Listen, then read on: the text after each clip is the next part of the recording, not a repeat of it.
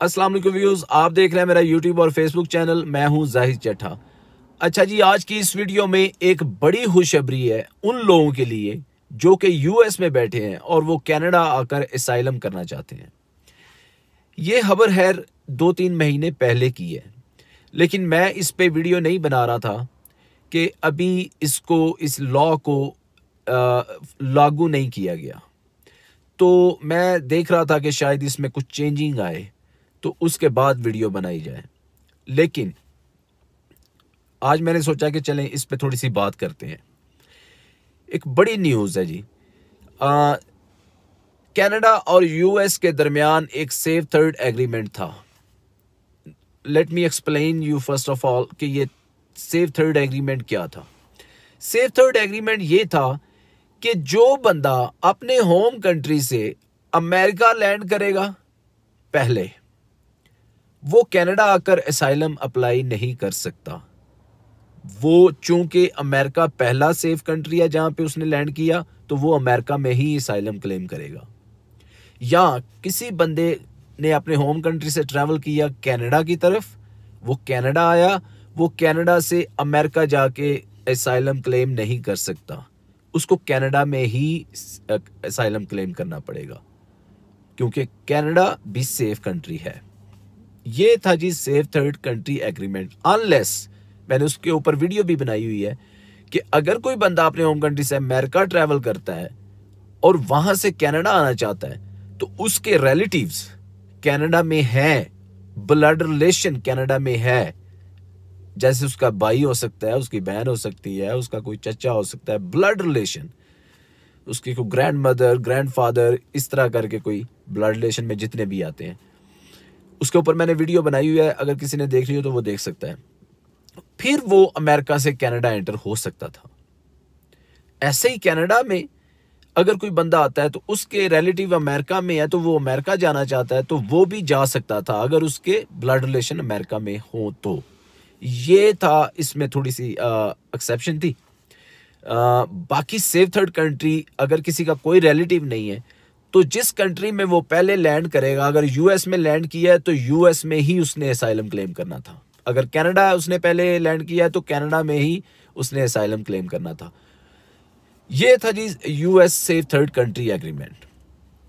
अब हुआ क्या है कि ट्रंप के आने के बाद, ट्रंप की पॉलिसीज की वजह से, जो कि असाइलम सीकर्स के खिलाफ थी, वहां अब यूएस सेफ कंट्री नहीं रहा। एग्रीमेंट तो ये था ना दोनों कंट्री के दरमियान के दोनों कंट्री सेफ हैं और जो जहां पहले लैंड करेगा वहां पे वो असाइलम क्लेम करेगा। तो ट्रंप एडमिनिस्ट्रेशन की सारी पॉलिसीज ही असाइलम सीकर्स और इन लोगों के खिलाफ थी, तो वो सेफ कंट्री नहीं रहा था। वो उठा उठा के लोगों को डिपोर्ट कर रहे थे। उसकी वजह से बहुत सारे लोग वैसे भी कनाडा आए और उनको आने दिया गया इस एग्रीमेंट के होने के बावजूद।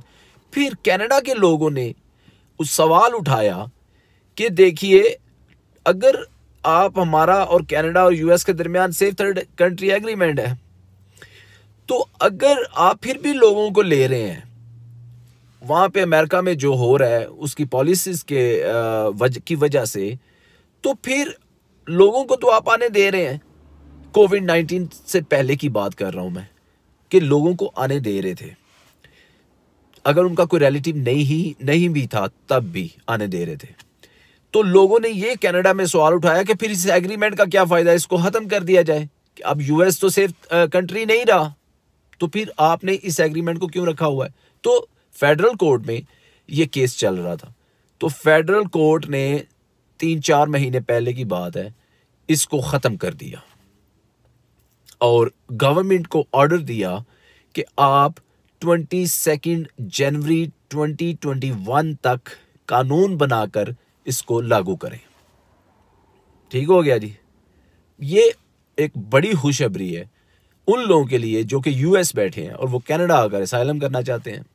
ठीक है, अब उनको ये वरी करने की जरूरत नहीं है कि उनका कोई रिलेटिव नहीं है कनाडा में तो वो नहीं आ सकते। लेकिन अभी नहीं आ सकते, ये लागू नहीं हुआ अभी गवर्नमेंट कानून पास करवाएगी। ठीक है, कानून पास करने के बाद वो लागू होगा। तो 22 जनवरी 2021 तक का टाइम है। उससे पहले पहले वो जो सेफ थर्ड कंट्री एग्रीमेंट है वो ही लागू होगा, अभी कोई नहीं आ सकता। 22 जनवरी 2021 के बाद अगर गवर्नमेंट इस कानून को पास करती है, और जिसके बहुत ज़्यादा चांसेस लग रहे हैं, क्योंकि गवर्नमेंट ने इरादा किया है कि वो फेडरल कोर्ट के इस डिसीजन के खिलाफ अपील नहीं करेंगे। तो फिर आप खुद समझ सकते हैं कि अगर गवर्नमेंट अपील के लिए जाती फेडरल कोर्ट के डिसीजन के खिलाफ कि हमें वही जो है वो सेफ थर्ड कंट्री एग्रीमेंट ही रखना है, तो फिर तो कुछ भी हो सकता था। लेकिन गवर्नमेंट ने भी ये डिसाइड किया है कि वो इस फैसले के खिलाफ अपील नहीं करेंगे। तो इसका मतलब है कि कानून पास होगा। तो जितने भी लोग यूएस बैठे हैं और वो वहाँ पे अपने आप को सेफ फील नहीं कर रहे, और उनका जो असाइलम केस है या मतलब कुछ भी जितनी भी ट्रंप एडमिनिस्ट्रेशन की पॉलिसीज थी वो उनके खिलाफ जा रही थी, तो वो किसी वजह से अपने आप को सेफ फील नहीं कर रहे थे, अब उनको वरी करने की ज़रूरत नहीं है। ये एक बड़ी न्यूज़ है, बड़ी खुशखबरी है उन लोगों के लिए जो अमेरिका में फंसे हुए हैं कि वो 22 जनवरी 2021 के बाद अगर जैसे ही गवर्नमेंट कानून पास करती है तो आप इजीली आ सकते हैं। आप अपने जो भी आपको बॉर्डर लगता है, जिस स्टेट में भी है आप यूएस में, और उससे जो भी नज़दीकी बॉर्डर आपको कनाडा का लगता है, तो आप उस बॉर्डर पर फ्रीली आ सकते हैं और आकर वहाँ पे असाइलम क्लेम कर सकते हैं। बाकी प्रोसीजर वही है, उसमें कोई नहीं है। प्रोसीजर जो एक असाइलम का होता है वो मैंने सारी वीडियोस बनाई हुई हैं, उस पर आप वो देख सकते हैं कि प्रोसीजर तो वही है, लेकिन ये एक जो बैरियर था वो ख़त्म कर दिया गया है। और लेट्स होप कि ऐसा हो इन फ्यूचर। तो बाकी दुआ करें कि ये कोविड-19 जो है ये भी जान छोड़े। इसकी वजह से भी सारी चीज़ें पेंडिंग पड़ी हैं।